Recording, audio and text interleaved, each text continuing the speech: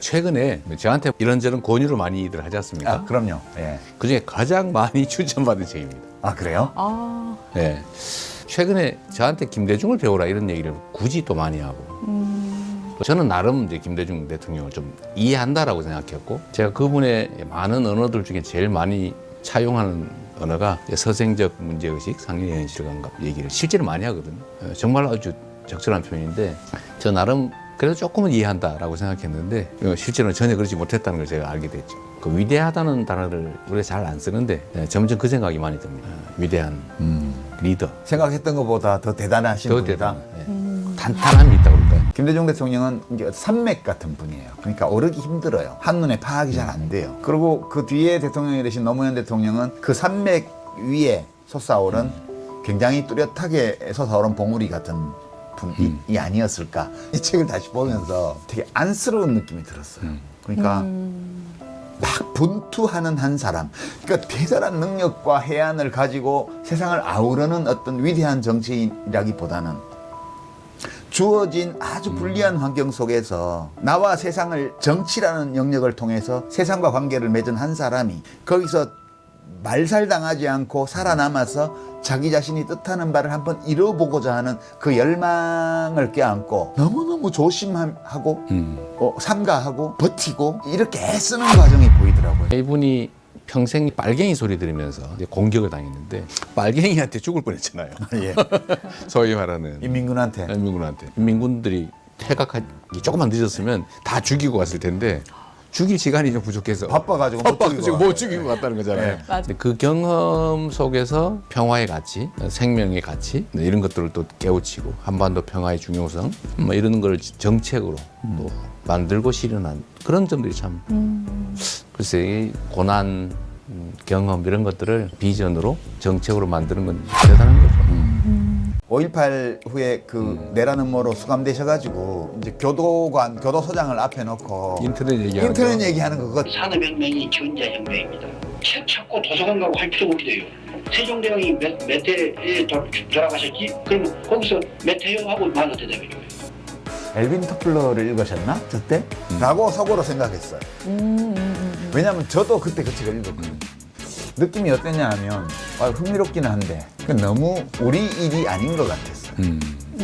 나하고는 별로 관계없는 무슨 소설을 보는 것 같은. 근데 감옥에서 그거를 읽었는데 그거를 딱 잡아놓고 나중에 대통령이 되셨을 때 광통신 깔고 이렇게 간 거 아니에요.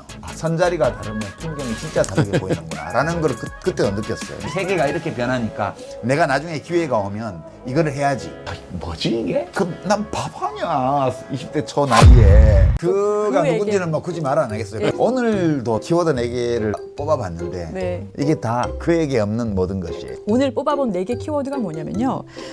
첫 번째 살림꾼, 두 번째로 외교의 달인, 세 번째로 통합의 리더, 그리고 민주주의자 이렇게 4가지입니다. 대표님 어떠세요? 키워드 마음에 드십니까? 아주 정확하게 잘 뽑으시네요. 저도 사실은 현장에서 많이 받는 질문이기도 하고 제가 자주 답하는 거기도 한데 우리는 운동가냐 정치인이냐 이념과 가치, 지향 중요하죠. 운동가들은 거기에 중심을 많이 둘 테고 우리 또 현실의 정치인들이니까 국민의 삶이 중요하잖아요. 국민들은 실험의 대상이 아니거든요. 우리의 가치, 지향 이런 것들은 도구도 아니고 실험해보는 대상도 아니니까 그들의 삶, 국가의 현실 이걸 바꾸는 그 현실성이라고 하는 게 또 중요하지 않습니까? 근데 그 두 가지가 잘 균형을 맞춰야죠. 쉽지는 않습니다. 맞습니다. 사람이 자기 중심이 좀 뚜렷해야 그래서 제가 한때 청계광장에서 제일 먼저 뛰어나갔다가 많은 사람들로 하여금 당혹스럽게 했잖아요.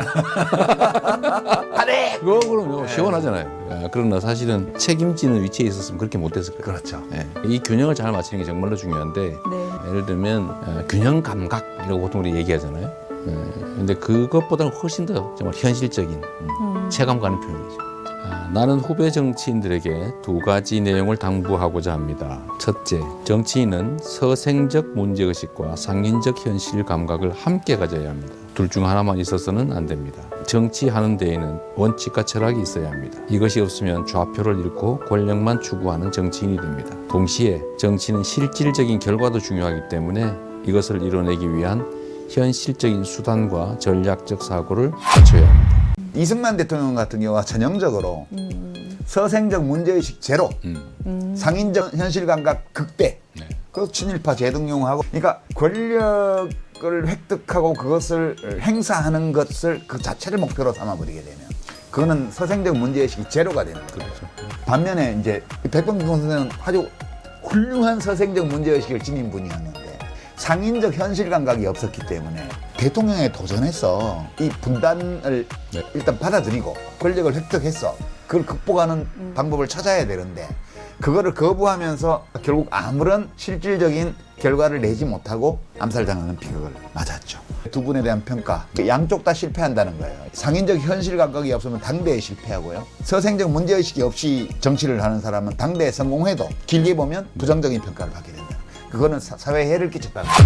그렇죠. 과학 언어로 하면 예전에 우리 이재명 대표님은 주기율표 제 왼쪽에 있는 수소 이런 계열이 그러니까 수소 계열 같은 사람이 뭐죠? 수소가 그 양성자 하나에 전자 한 개인데 그쵸. 전자가 두 개 있어야 안정되는데 그러니까 아. 남는 전자만 보면 미친 듯이 돌아다니는 거예요. 활발해요. 그런데 탄소가 안 그렇거든요. 탄소가 굉장히 진중하거든요. 그쵸. 탄소는 맨 정적이죠. 바깥쪽 전자 껍질에 전자 4개가 부족하기 때문에 이렇게 움직임이 점잖아요. 그래서 그게 생명 탄생의 중심이 됐다고 탄소가. 예전에는 수소 같은 분이시죠. 가벼웠죠. 편하잖아요. 근데 수소 없이는 생명이 이루어지지 않아요. 탄소만 가지고는 역할이 달라지는 거죠. 예전에 이재명 시장님하고 그럼요. 지금 다수 야당 대표로서의 이재명 그리고 이제 유력한 차기 대권 주자로서의 이재명 이 역할이 다른 거예요. 우리 이재명 대표님은 탄소의 역할을 하시고 너무 많이 떨어지지 않도록. 야. 잘 보듬었어. 예. 탄소는 수소를 공유할 그나 얻을 기회가 오면 마다하지 않습니다. 은근한 중도의 힘으로 좌우를 통합해서 생명을 만들어내는 원소거든요. 감사합니다. 요새 저를 오해하는 사람들이 가끔씩 있어요. 아, 변했다고? 변했나? 아, 변해야지. 사이다 어디 갔어? 막 이런. 안 변하면 어떡해. 네. 그러니까 뭐 옛날에 수소였는데 왜 지금은 탄소냐.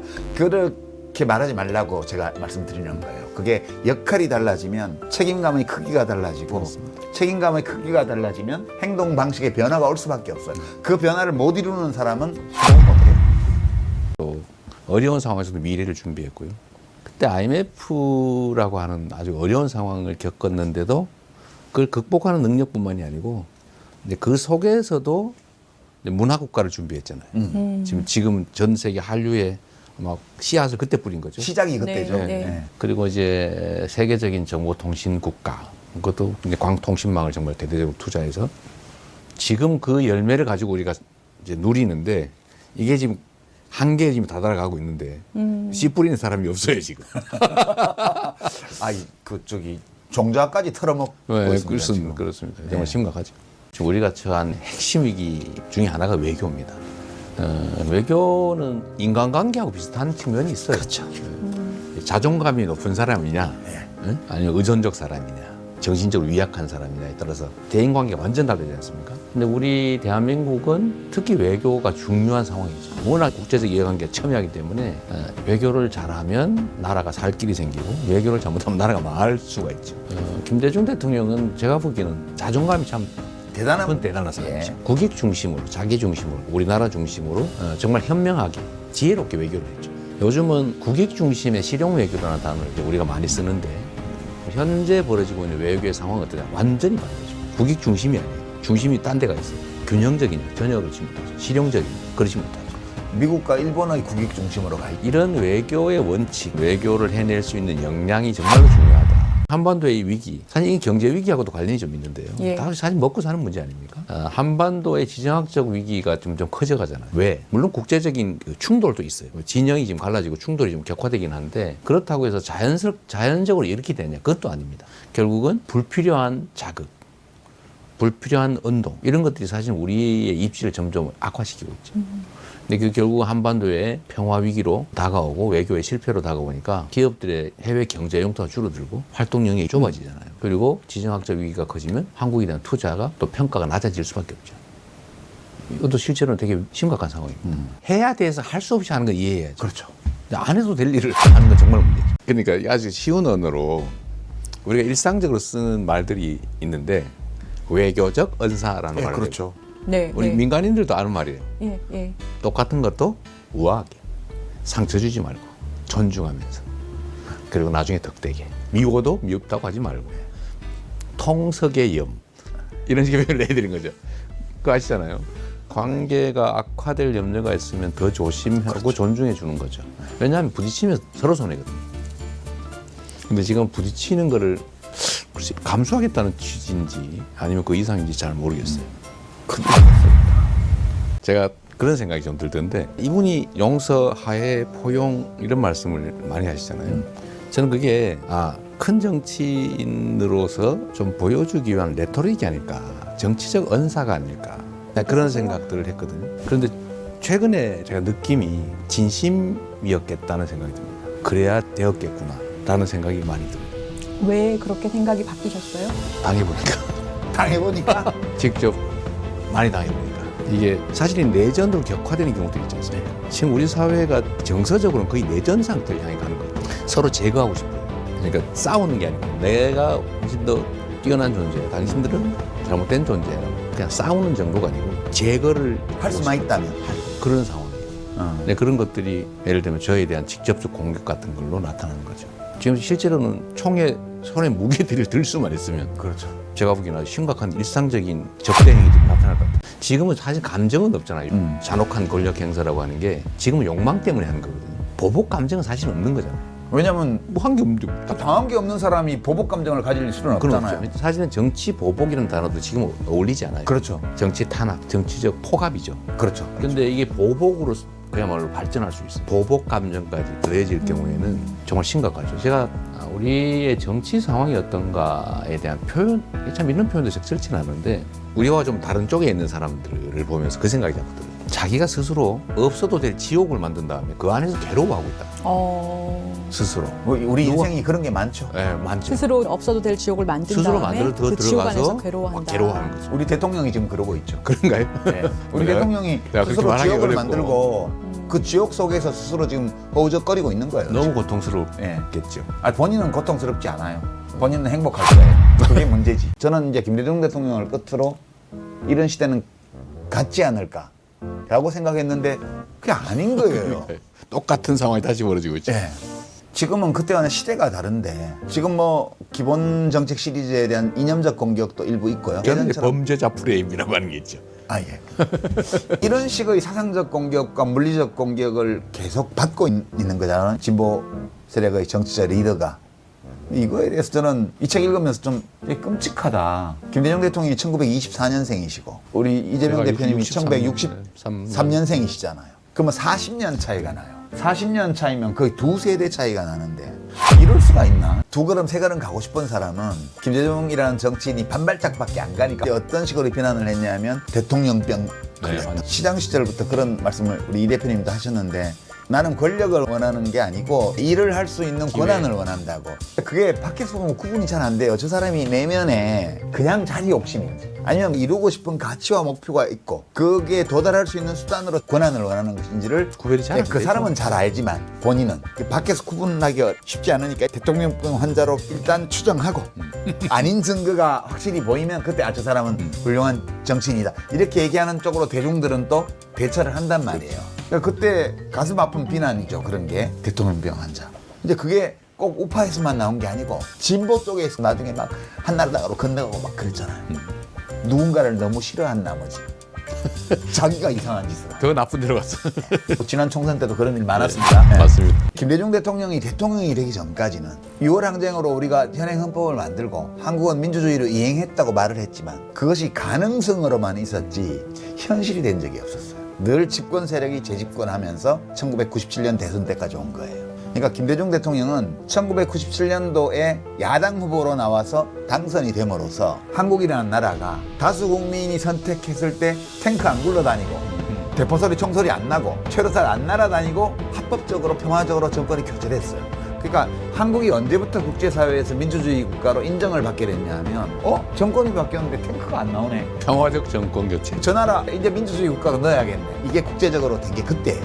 그 사람 자신이 민주주의 원칙을 가지고 그걸 지키려고 노력했던 정치인이라는 거 하나. 두 번째는 한국 사회가 군부 독재 전체주의 사회에서 민주주의 사회로 이행한 것을 증명한 대통령이에요.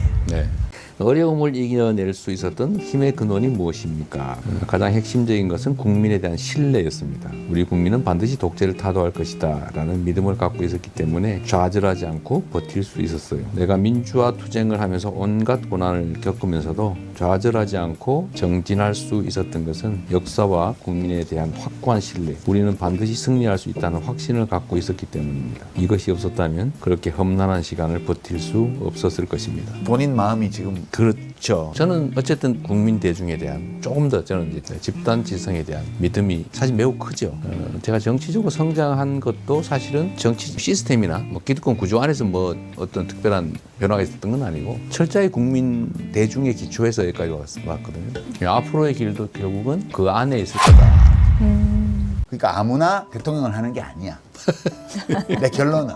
이게 어떻게 보면은 뭐 외부적인 요인도 작용하고 상황도 영향을 미치고 뭐 운도 따르고 뭐 불운도 따르고 여러 가지가 있지만 근본적으로 어떤 사람이 대통령이 될까 이렇게 보면 저 믿음이 있는 사람이 되는 거예요. 저 믿음이 없는 사람이 대통령 되면 안 돼. 그러고 보고 있잖아. 지지율이 1% 가도 내 맘대로 하겠다 이런 거. 그러니까 우리 지금 4개 봤잖아요. 네. 그에게 전적으로 결여된 4가지를 이 책에서 보는 거예요. 그러니까 제가 지금 드린 말씀은 뭐 이 책과 관련된 내용은 아닌데 제가 지금 이 대표님 말씀을 듣다 보니까 어떻게 견디고 하나 저거를 이렇게 의문을 가졌었는데 지금 말씀을 들어보니까 아 저런 믿음을 가지고 계시군. 하긴 그거마저 없으면 뭘 믿고 할까. 맞습니다. 믿음이 없으면 어려움을 이겨내지 못할 것 같아요. 견디기 어렵죠. 예, 이해는 돼요.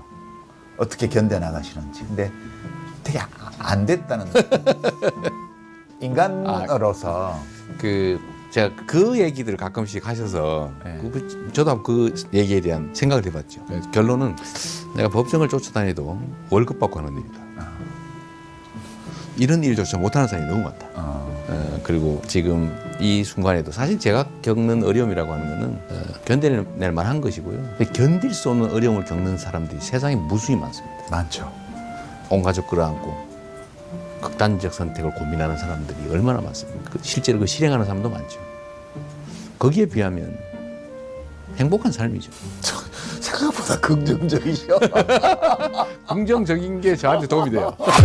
군부 독재라고 하는 게 검찰 독재, 군사 독재, 검사 독재. 손에 든 게 전에는 군복에 대검이 꽂은 총이었다면 지금은 양복에 영장이지. 네. 영장, 압색 영장, 구속 영장. 사람을 압박하는 방식이 과거에는 물을 먹이고 전기로 지지고 그래서 당사자만 집중적으로 했다면 지금은 영장과 공권력을 가지고 요 사람의 주변을 파고 그 주변 사람의 주변을 파고 그 주변 사람의 주변 사람의 주변을 파고 그래서 하나를 잡으면 이 사람을 잡고 다음 요 사람을 잡고 결국 타겟을 잡고 이게 실제 성공하고 있거든요. 수없이 많은 사람들. 근데 그 과정에서도 있는 거고 방식은 똑같죠. 집요하게 어떤 목표를 가지고 한 인격체들을 파괴해가면서 자기 욕망을 채워나가고 권력을 유지하고 그 점에서는 본질은 똑같습니다. 근데 지금이 어쩌면 더 어렵죠. 그때는 불법이나 부당함이 외부로 드러났어요. 지금 합법을 가장하고 있죠. 그런데 시대 상황은 좀 다르잖아요. 시대 정신은 같다고 하더라도 당연히 정치하는 분들도 김대중 대통령이 정치하던 시절과는 좀 다른 상황에 있을 것 같아요. 어떠세요? 차이가 있죠. 우리 한국의 대한민국 정부 수립 이래 첫 번째는 지배자들의 시대, 박정희 등등. 김대중 대통령을 중심으로 한 시작, 지도자의 시대. 지금은 전 동반자의 시대가 열리는 것 같아요. 지식을 갖고 있으면 뭐하냐? 행동하지 않으면 결국 기득권의 편이다. 근데 지금은 대중이 세상의 주체가 될 수도 있는 것을 촛불혁명으로 증명도 했고 우리 더불어민주당 같은 경우는 당원 중심 정당이라고 하는 걸 처음엔 다 웃었지만 지금 대단합니다. 엄청난 변화를 만들었잖아요. 대중이 실제로 주체가 돼가는 중인 것 같습니다. 집단지성이라고 하는 게 실제 발현되는 사회로 온 것 같아요. 결국은 세상에 이런 흐름을 우리가 잘 쫓아가거나 함께 잘 가주면 되거든요. 동반자로서. 제가 공천 과정에서 엄청나게 많이 난도질을 한 걸로 비명행사 어쩌고 뭐 친명행제. 예. 대중들은 그렇게 아는 분도 많으신데 실제로 제가 컷오프 한 사람은 7명이 불과해요. 나머지는 전부 당원들이 그냥 통상적 시스템에 따라 경선 과정에서 다 가르치셨거든요. 그러니까 만물기원설이에요. 이재명 만물기원설. 그 형식상 당원들이 한 것 같지만 그 배후로 들어가면 작업한 거 아니냐. 금괴 200톤 가지고 있었던 어떤 대통령처럼 만물이 거기서 나왔어. 대중들이 주체적으로 활동하는 기회를 얻은 것 같습니다. 저는 이번 총선이 정말 대단한 변화의 시발점이었다고 보고요. 이번에 이렇게 열심히 우리 당의 국회의원들, 지역위원장들, 당원들이 열심히 해본 일이 처음이래요. 전에는 다 남의 일처럼 동원되는 사람들이었다면 이번에는 정말 주체적으로 스스로 자발적으로 정말 능동적으로 나서서 뭐 결과와 관계없이 전에 새로운 걸 보여줬죠. 노무현 대통령 돌아가시기 직전에 저한테 이제 열심히 바꿨다고 생각했는데 돌아보니 물을 가르고 온 것 같다. 물을 가르고 오면 돌아보면 아무것도 바뀐 게 없잖아요. 그래서 제가 그렇지 않다고 네. 물을 가르고 오신 게 아니고 정말 많은 것이 바뀌었다고. 어떤 것들은 원래대로 돌아간 것도 있지만 다시는 돌아갈 수 없도록 바뀐 것도 많습니다. 그때 저한테 하신 말씀이 정치하지 말고 정치는 정치밖에 못하는 사람들이 정치를 하면 되고 정치 말고 다른 거를 할 수 있는 사람은 다른 걸 하는 게 사회의 진보를 위해서 더 나은 것 같다. 그러니까 대통령 자리는 사회의 진보를 이루는데 적합한 자리는 아닌 것 같다. 그 말씀이 꼭 옳은 건 아니지만 지금 이 대표님 말씀하신 거에 비춰보면 정치하는 사람과 정당의 당직자와 또 정당의 당원들뿐만 아니라 이런 사회적인 공론을 만들어가는 과정에서 참여하는 모든 시민들이 정치와 국가의 향배에 영향을 미치는 시대가 됐다는 얘기죠. 시대 정신이 짓밟히고 있다는 뜻이거든요. 이게. 그래서 제가 이제 드리고 싶은 말씀은 우리에게 무엇이 필요한가? 그리고 우리 사회에 필요한 그런 가치들, 목표들을 달성하기 위해서는 어떤 리더, 어떤 정치인이 필요한가? 이거를 한 번 더 생각해 볼 수 있는 기회를 준다는 점에서 이 책을 권한 거고요. 지금의 대통령에게는 모두가 전적으로 결여되어 있기 때문에 인간은 우리에게 결핍된 것을 선망하는 경향이 있어요. 자신에게 결핍된 것을. 네, 그런 점에서 이 책을 읽으면서 다시 한번 우리 사회의 미래에 대해서 읽지 않았을 때보다 조금 더 확장된 희망을 볼 수 있을까요? 메시지를 지금 읽어야 되는 이유가 뭐라고 생각하세요? 객관적 상황들은 변했을지 몰라도 본질은 전혀 변하지 않았습니다. 그러니까 현재도 매우 유효한 언어들이고 정책이고 가치들이에요. 사실은 제가 워낙 이분의 정책이나 아니면 삶의 여정이나 미세하지만 많이 닮아있고 결국 그 길을 또 가게 될 것 같습니다. 노무현 시민센터도 오랜만에 오셨을 텐데 오시면서 어떤 소감 이런 것 좀 말씀해 주시면 좋을 것 같아요. 약간은 슬픈 것도 있지요. 너무 많은 것들이 되돌아가 버렸어요. 정말 얼마나 많은 사람들이 얼마나 많은 노력을 들여서 우리가 만든 성취고 전진인데 거의 순식간에 되돌아가는 이 현상을 우리 이 어르신께서 보고 얼마나 슬플까 그런 생각이 들었습니다. 이제 그러실 거예요. 하하, 괜찮다마. 네, 좀 잘하면 또 나아진다 이렇게 말씀하실 것 같고요. 문재인 대통령님 퇴임하시고 처음 뵀어요. 그러니까 대통령 되시기 전에 마지막으로 뵙고 거의 한 7년 만에 뵌 거예요. 문재인 대통령님 당선되시기 직전에 당선되실 건 확실하고 저는 이제 나라의 공무원을 안 할 거니까 저한테 전화하지 마십시오 라고 말씀을 드렸는데 정말 전화를 안 하셨거든요. 그래서 그 감사하다는 말씀을 다시 드렸고 제가 노무현 대통령 모시고 일한 후에 이제 생각한 게 그때는 밖에서 너무 도와주는 사람이 없었어요. 저는 정부 안에서 일을 했는데 편들어 달라는 게 아니고 정말 최소한의 객관적인 어떤 비평을 하는 사람도 너무 드물었어요. 그래서 제가 그때 약간 맺힌 게 다음에 또 훌륭한 분이 대통령이 되시면 난 밖에서 편을 들어줄 거야. 그래서 이제 문재인 대통령 시기에는 여기 갈릴레오 방송도 하고 이렇게 했어요. 그리고 이재명 대표님 앞으로 나라 일 또 하시게 되면 그때도 밖에서 많이 힘내드리겠습니다. 저한테 전화는 하지 마시기 바랍니다.